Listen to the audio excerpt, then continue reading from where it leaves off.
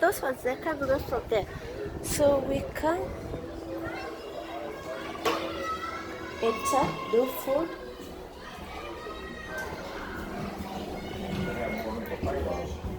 So then the problem became one of trying to get the oil going into the cage.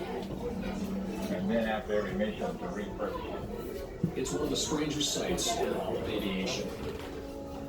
A 747 airliner piggybacking a 165,000-pound space shuttle. Who dreamed up this remarkable partnership of an airplane and an orbiter? Whose imagination solved the thorny problem of returning the shuttle to its home base? His name was John Kuiper. John Kuiper was so very instrumental in the space shuttle program because he was the one that came up with the idea of placing the space shuttle orbiter on top of the 747, called 747, to move it across the country, to get it from California back to Cape Canaveral for the next launch. When John Kuiper proposed his piggybacking idea to NASA officials, they were skeptical. Oh God, this. This is an airplane. It's a real airplane. Yeah. This is an actual plane? Yes, sir. I didn't know this. I want to go. What? So this plane is actually being used? Probably. We go up the stairs. There's stairs. You can't go up on those. It's a double decker. I'm going to go over here. Well, he built radio controlled models to prove that yes, it'll fly, and yes, we can actually use the Boeing 747 to separate the space shuttle. It's a little bit welcome back to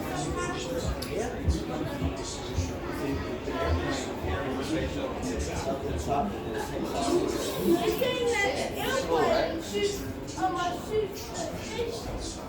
Richard Gillis steward to fly the rocket. The biggest challenge of working in space is the fact that you have to really most requirements. You have to protect the crew when they're outside on spacewalks. But also, you have to keep track of everything. Things will float away if you don't have them tethered to you. Of course, space remains a challenging environment. Where else do you have to velcro yourself to the wall so that you don't float away while Okay. Don, where you at, bro? You're trying to get it to where the light turns green. that one right there.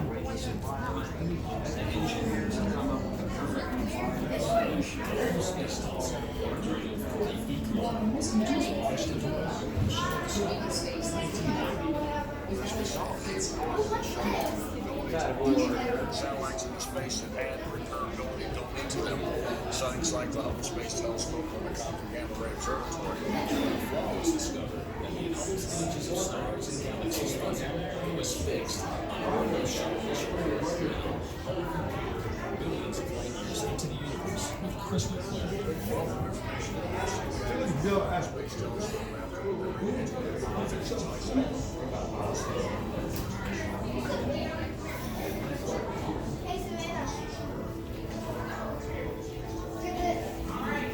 There are many differences between human and space.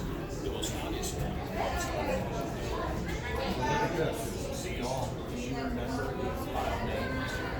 I remember the town.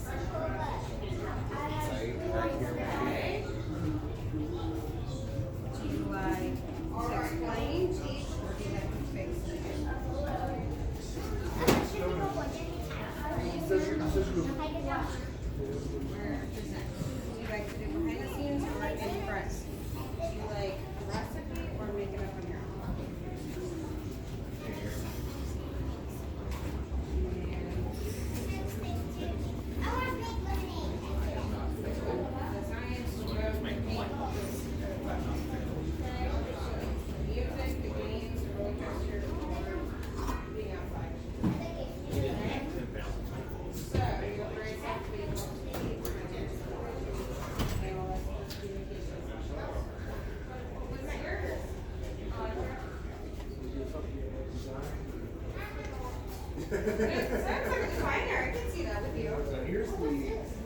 want us to go out? Yeah, it's kind of cool. Shows a whole new world of careers, right?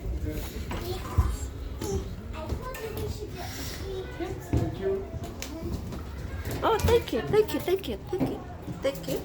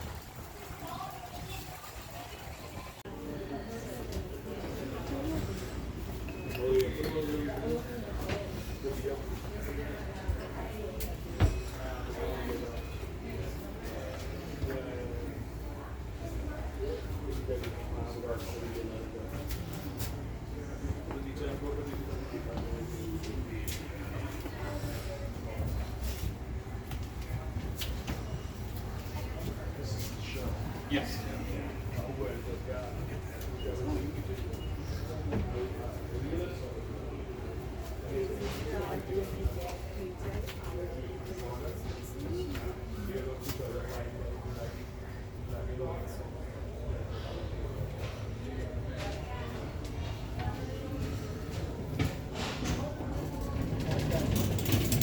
Flying blind.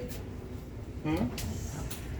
Oh, wait a minute. No, that's covered up. It's all covered. Okay. Instruments. Gee. Actually, that's a little more reality because his face is covered. You can't get him. Right.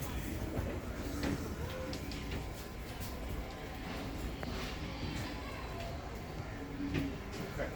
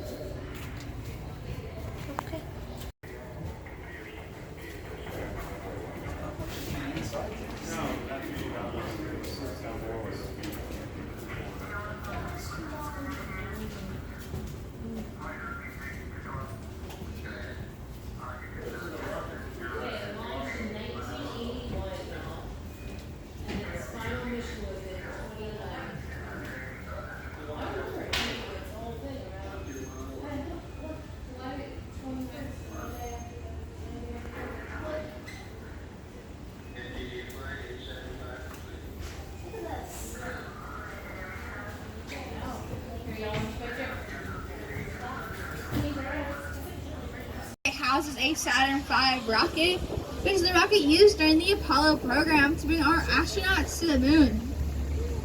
The Saturn V rockets are the world's tallest, heaviest, and most powerful. The Saturn V we have here at JSC today is the only flight-certified Saturn V left in the entire world.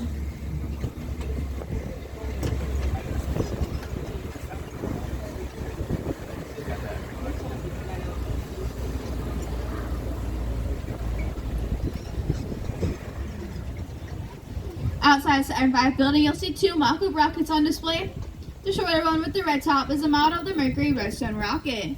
Initially designed as a ballistic missile, the Redstone was repurposed by NASA to carry a crewed Mercury capsule into space.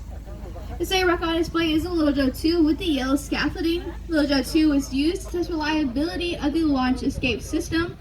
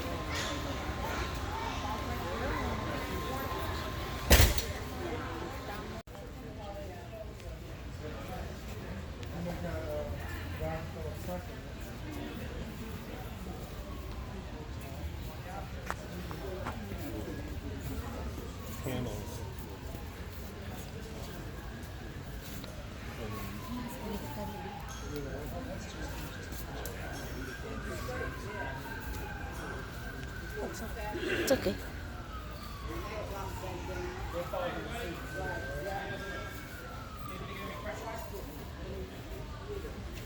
I'll be around if you have any questions. Anybody with an orange shirt?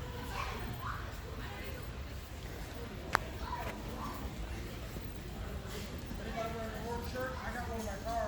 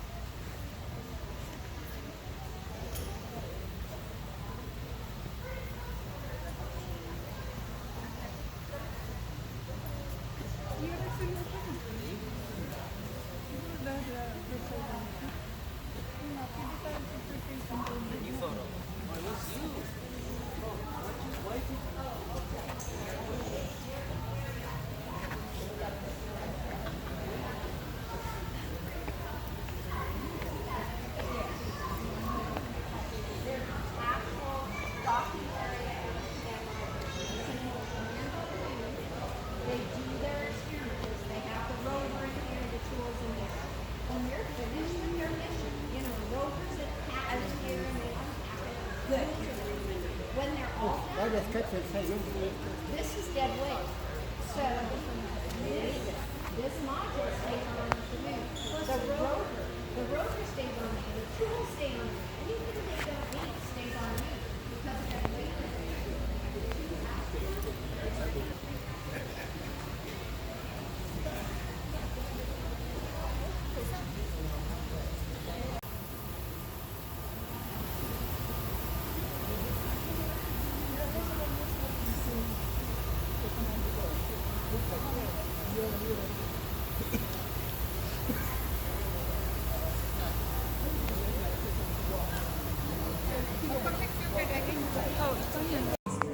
That we will discover life-saving, earth-changing science, and that the challenges ahead will inspire generations.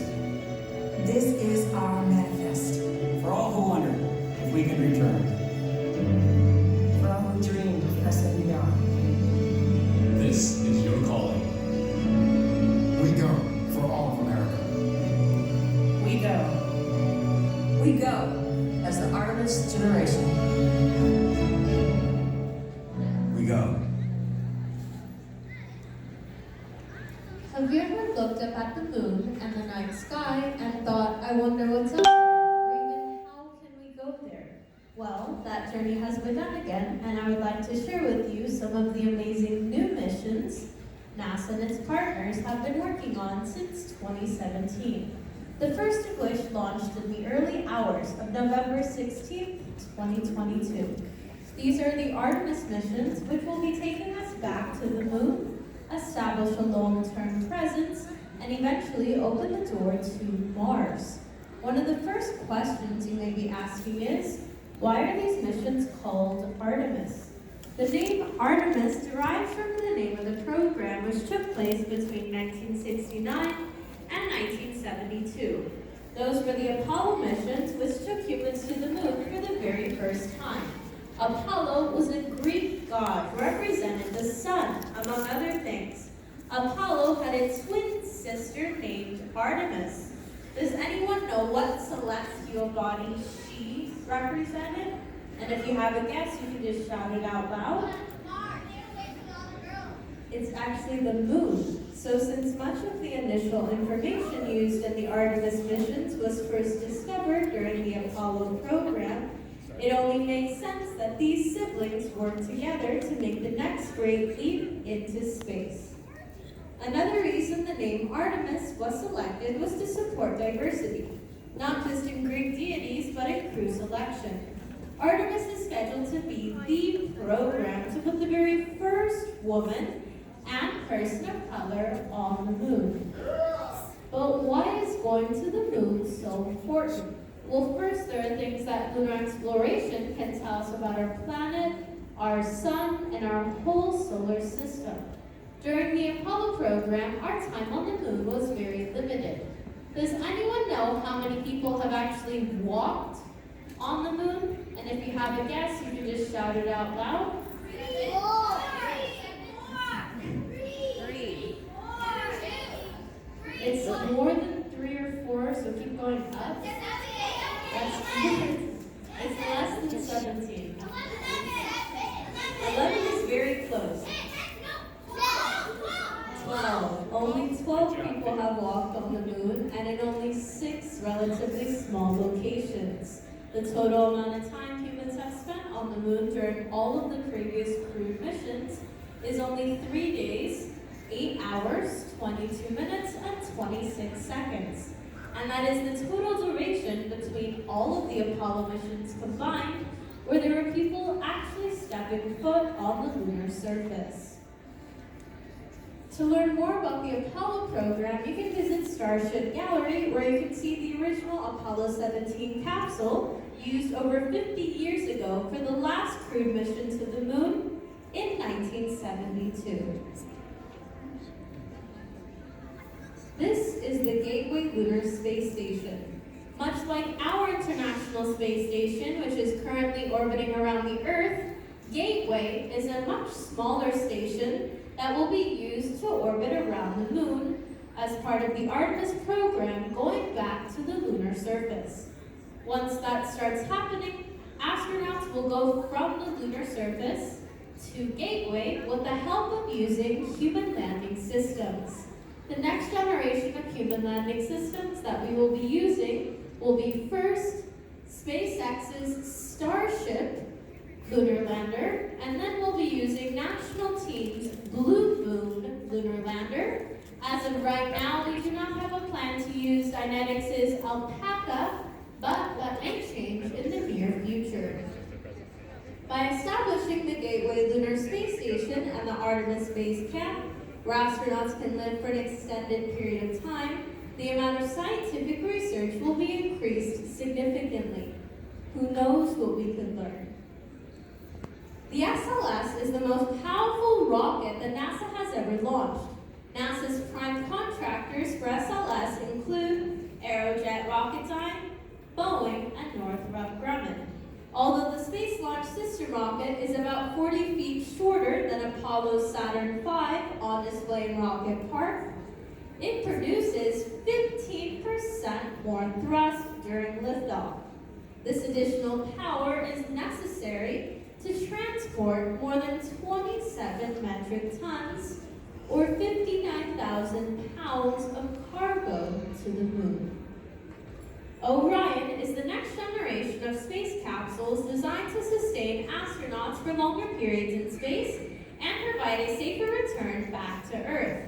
NASA's prime contractor for Orion is the Lockheed Martin Space Systems Company. When you compare the Orion spacecraft to the Apollo capsules, you'll notice it looks a bit bigger by over 100 additional cubic feet inside the capsule at 316 cubic feet of interior space. This extra space allows for an additional crew member, increasing the crew size from 3 astronauts to 4. To give you some idea of this space, you can actually see a model of the Orion spacecraft out in the main plaza in front of the Artemis exhibit. Core stage engine start. 3, 2, 1. Boosters in ignition. And liftoff of Artemis 1. We rise together, back to the moon and beyond.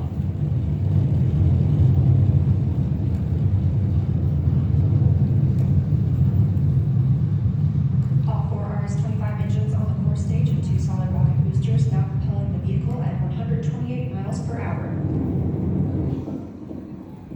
Standing by for solid rocket booster jettison and shortly thereafter.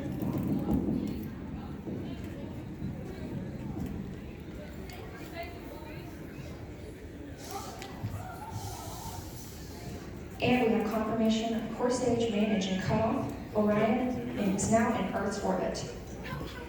The flight dynamics officer reports that we have a nominal main engine cutoff. And we just heard the call for core stage separation. That means Orion and the interim cryogenic propulsion stage are now flying free from the core stage of the Space Launch System.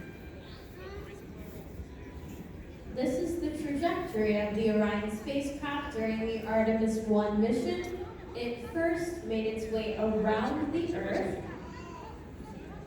and then slingshotted towards the moon, went around the moon once, and then again a second time, and then made its way back to Earth. After its 1.4 million mile mission around the moon and back, the Orion spacecraft splashed down in the Pacific Ocean on December 11th, 2022.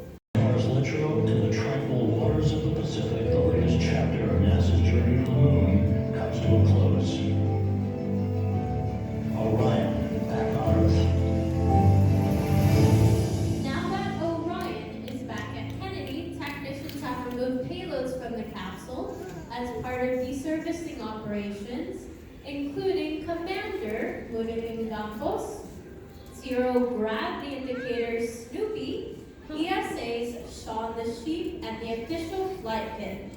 Orion's heat shield and other elements have been removed for extensive analysis, and remaining hazards will be offloaded. And yes, Moonikin is a mannequin, Shaun the Sheep is a stuffed animal, and Snoopy is also a stuffed animal, meaning this first Artemis mission did not have any humans on board. Artemis 2 is the second scheduled launch of the Artemis program and the first crewed Artemis mission.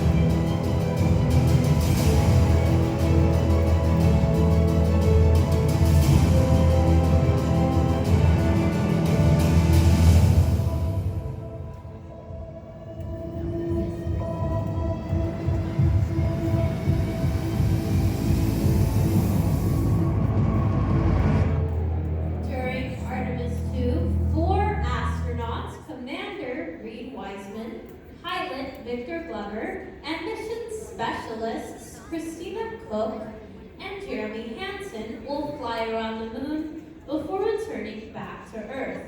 The roughly 10-day-long mission is tentatively scheduled to launch in November 2024. Artemis 2 will continue to use the huge Space Launch System rocket and Orion to fly the crew on the lunar flyby mission.